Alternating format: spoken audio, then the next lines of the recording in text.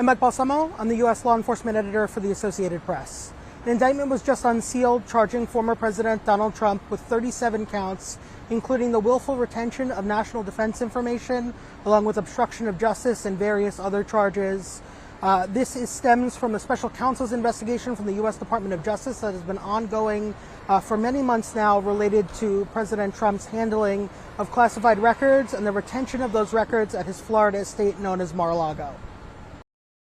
This is an unprecedented moment in history. It is the first time the U.S. government has charged a former president with federal crimes. These are very serious federal offenses that allege that the former president held on to classified government documents, including documents that describe nuclear capabilities of other governments, attack plans, potentially of military attacks by other foreign governments, and a number of other classified U.S. secrets.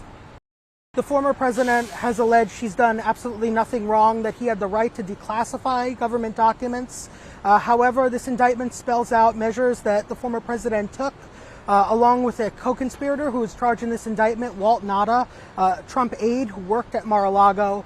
And basically what prosecutors say here is that Trump directed Nauta at some point to move boxes of records that were held in Mar-a-Lago. The indictment spells out specifically one instance, a conversation between Trump and his lawyers, in which they're discussing receiving a subpoena from the Department of Justice. And Trump says to one of his lawyers that he doesn't want them going through the boxes. He doesn't want the Department of Justice to go through the boxes. And wouldn't it be better if they just said they didn't have any records? The former president is expected to appear before a federal judge here at the federal courthouse in Miami Tuesday afternoon at 3 o'clock.